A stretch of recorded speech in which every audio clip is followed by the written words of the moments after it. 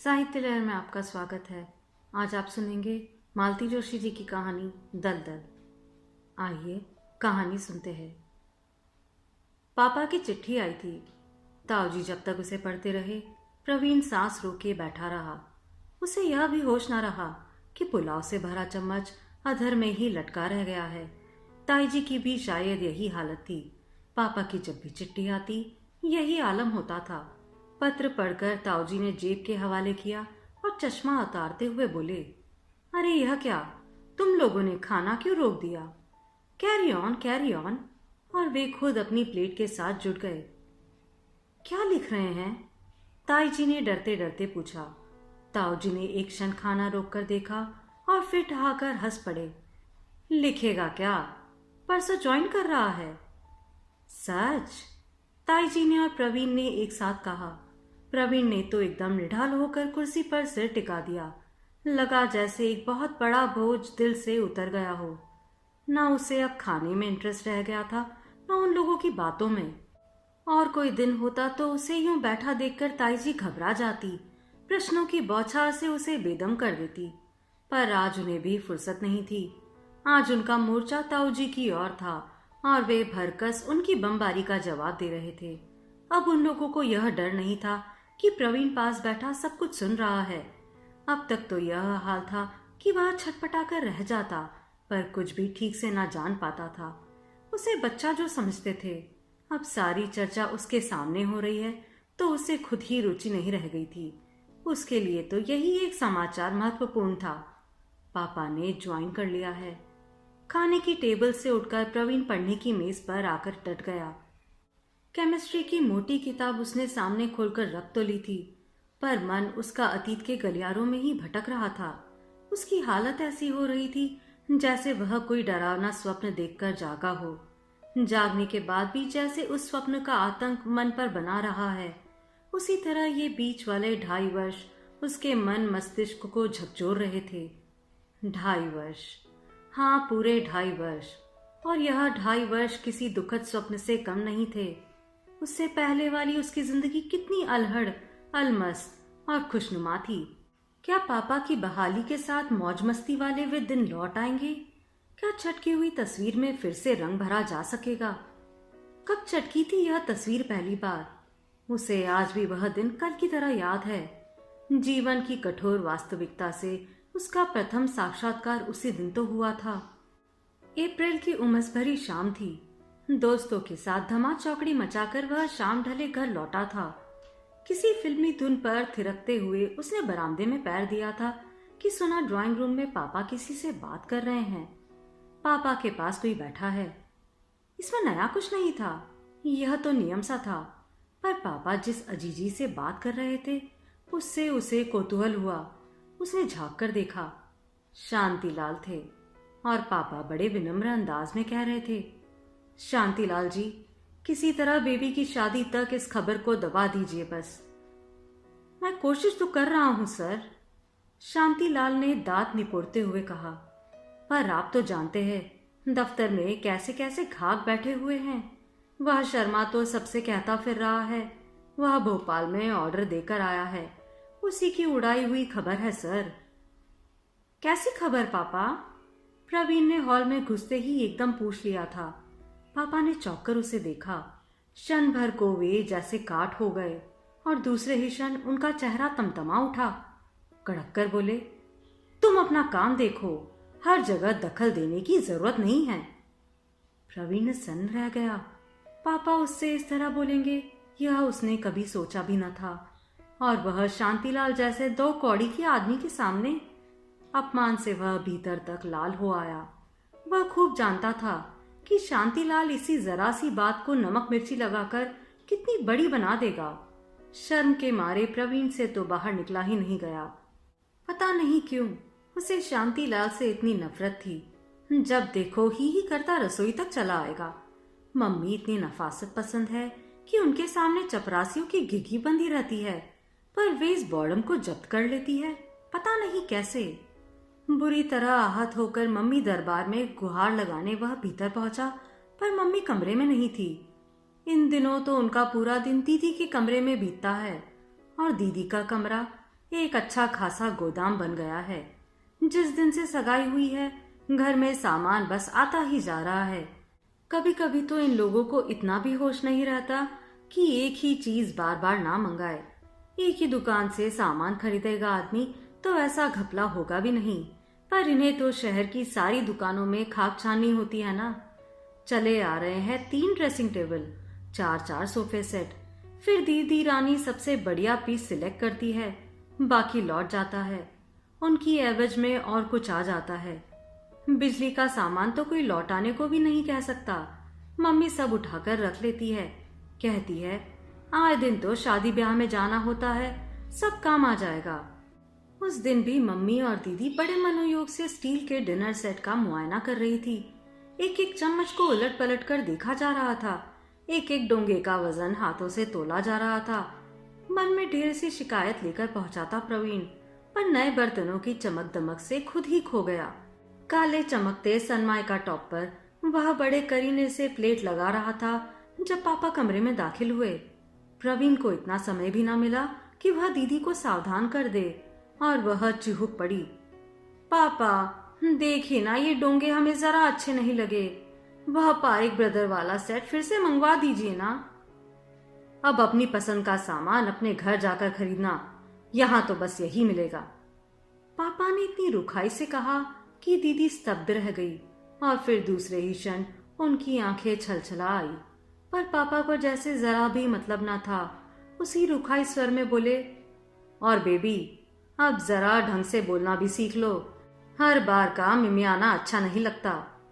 यह तो हद थी, प्रवीण ने भी इसकी कल्पना नहीं की थी। मम्मी तो एकदम फट पड़ी जैसे। वो जमकर महाभारत शुरू हुई, फिर कि आसपास मंडराते नौकरों को भी होश ना रहा। जंगल में लगी आग की तरह पापा के सस्पेंशन की खबर शहर में फैल गई। उससे भी तेजी से बदले लोगों के तेवर।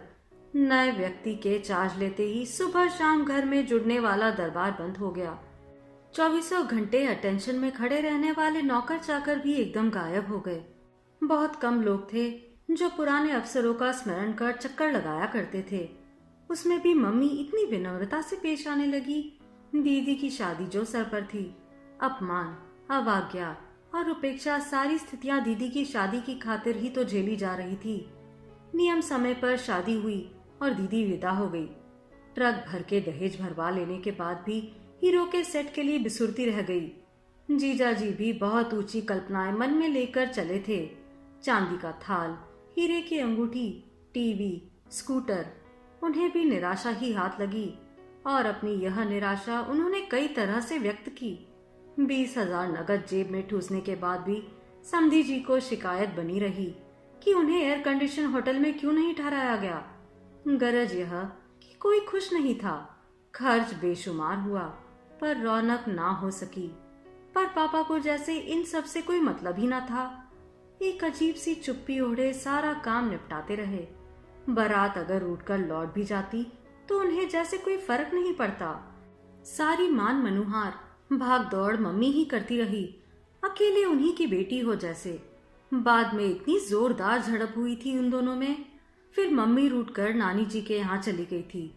वहां भी मन ना लगा तो गांव चली गई। चक्कर घिन्नी की तरह प्रवीण साथ लगातार घूमता रहा। 2 महीने गांव में बोर होने के बाद भी लौटने की कल्पना उसके लिए सुखद नहीं थी। पर पढ़ाई का भी तो प्रश्न था। यह तो अच्छा हुआ ताऊजी उसे अपने यहाँ लिवा लाए। यहाँ उतना आराम नहीं था, घर भी छोटा था। बदली हुई परिस्थितियों में मम्मी पापा के पास रहना बहुत कष्टकर था। तो क्या बरखुरदार, फिर छुट्टियों में जगदलपुर का प्रोग्राम बन रहा है।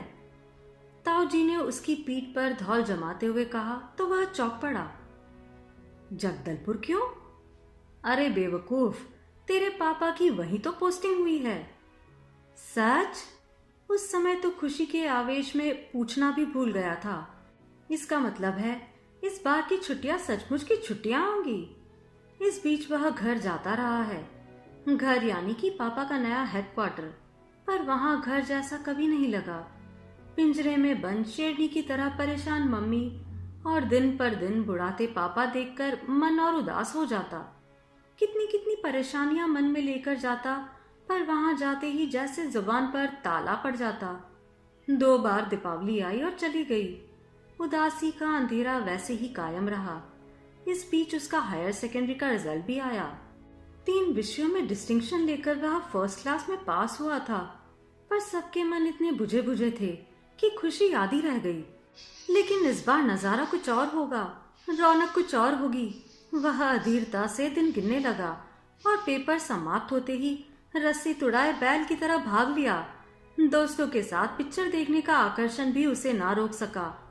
छत्तीसगढ़ एक्सप्रेस से नीचे पांव दिया ही था कि मम्मी पापा दिखाई दे गए। वह उसे लेने रायपुर तक चले आए थे। उसे सोचा भी नहीं था। उसका उत्साह देखकर वह खुशी से भर उठा। यह खुशी इसलिए भी थी कि पापा के चेहरे पर पुरानी चमक लौटने लगी थी।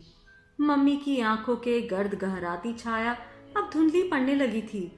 उसी उत्साह से उसने घर में पाँव दिया। नई जगह थी, नया घर था, पर परिचित सामान की परिचित महक से बौरा गया। हर चीज फिर उसी करीने से घर में स्थापित हो गई थी। मम्मी ने दीदी को भी बुलवा लिया था। जीजाजी के आने की भी बात हो रही थी। दीदी की गुल गोधनी टीना सारे घर को गुलजार किए हुए थी। 8-10 दिन बाद रंगीन निमंत्रण पत्रों का एक ढेर मम्मी के पलंग पर दिखाई दिया। ये क्या है मम्मी? उसने पूछा। अरे 15 को तेरी सालगिरह है ना? सालगिरह तो है, लेकिन इतना बड़ा आयोजन। थोड़ी रौनक हो जाएगी रे। इतने दिनों से किया ही क्या है। समीर भी आ रहा है, उससे भी सबका इंट्रोडक्शन हो जाएगा। ठीक तो कह रही थी मम्मी, इतने दिनों से किया ही क्या है। जाने कितने मौके आए और चले गए। दीदी पहली बार टीनू को लेकर आई थी, तब भी कुछ ना हो सका था। इस बार सब लोग इतने बड़े माहौल में इकट्ठा हो रहे हैं, सेलिब्रेशन तो करना ही चाहिए। जीजाजी भी तो देखे, वे किस घर के दामाद है। मम्मी के उत्साह की छूट जैसे सबको लग गई। बड़े जोर शोर से मेन्यू कार्ड बनाए जाने लगे। सजावट की प्लानिंग होने लगी। प्रवीण ने तो रिकॉर्डर्स की सूची तक बना ली। उस शाम सब लोग इसी तरह चर्चा में मग्न थे कि जमुना बाबू चुपचाप आकर कोने में खड़े हो गए। जमुना बाबू प्रवीण को शांतिलाल की याद दिलाते थे। उसी तरह बेरोक टोक घर में घुसे चले आते थे। प्रवीण को बड़ी कोफ्त होती थी कि पापा एक ना एक नमूना क्यों पाल लेते हैं और मम्मी उन्हें क्यों बर्दाश्त कर लेती है। क्या बात है बड़े बाबू? पापा ने रौबदार स्वर में पूछा। सर, वो कुछ नाम याद आ गए थे, आप इजाजत दे तो ऐड कर लूं? दिखाइए। जमुना बाबू ने विनम्रता की मूर्ति बन वह कागज पापा के हाथों में थमा दिया। कुछ देर तक पापा उन्हें पढ़ते रहे, फिर उन्होंने कागज लौटा दिया। चश्मा उतारते समय उनका माथा सलवटों से भर गया था। बड़े बाबू जी, क्या इन लोगों को बुलाना जरूरी है? सर, वो ऐसा है सर कि इनमें से कुछ लोग बड़े काम के आदमी हैं। कुछ लोग ऐसे हैं सर कि उन्हें नाराज नहीं किया जा सकता। आप पहली बार कुछ कर रहे हैं। जमुना बाबू ने जबरन हकलाते हुए कहा। ठीक है, ठीक है, पापा ने बेजारी से कहा। आप जैसा ठीक समझे। प्रवीण इतनी देर से चुपचाप सुन रहा था। एकाएक जैसे उसके सामने सब कुछ दिन के उजाले की तरह साफ हो गया। उसने छटपटाकर जमुना बाबू के हाथों से लिस्ट ले ली और कहा, मुझे भी कुछ नाम याद आ गए हैं, लिस्ट कल ले जाइएगा। वे कुछ देर तक भौचक्के से देखते रहे, फिर धीरे धीरे बाहर चले गए। उनके जाते ही प्रवीण ने कागज के टुकड़े टुकड़े कर हवा में उछाल दिए। यह क्या किया बेवकूफ? पापा गरजे। यह पार्टी नहीं होगी मम्मी। पर क्यों? और यह तय करने वाले तुम कौन होते हो? पापा फिर गरजे। बेटे, इसी बहाने तो 4 लोगों से मेल मिलाप होता है। हम लोग शहर में नए आए हैं, मम्मी ने समझाना चाहा। मम्मी, प्रवीण ने सख्ती से कहा, आप शौक से मेल मिलाप बढ़ाइए, पर इसके लिए मुझे मोहरा ना बनाइए प्लीज। उसकी बात पूरी भी ना हो पाई थी कि पापा के हाथ का एक भरपूर थप्पड़ उसके गालों पर पड़ा। वह सिर से पांव तक झन्ना उठा। अरे अरे, आप लोग यह क्या बचपना कर रहे हैं? मम्मी रुआसी हो उठी। ये तुम्हारे सपूत कॉलेज जाकर ज्यादा अक्लमंद हो गए हैं, पापा ने कहा और उठकर चले गए। मम्मी कभी उसे कभी पापा को देखती रही। उसका मन हुआ कि कह दे, मम्मी, मुझे कॉलेज ने नहीं, परिस्थितियों ने अक्लमंद बनाया है। इन 2 सालों में मैं इतना बुजुर्ग हो गया हूं कि हर चीज के आर पार देखने लगा हूं। तभी तो। पर वह चुप ही बना रहा। कहता भी क्या और किससे? दल दल से कोई उबरना ही ना चाहे तो कोई क्या करे। आप सुन रहे थे मालती जोशी जी की कहानी दलदल।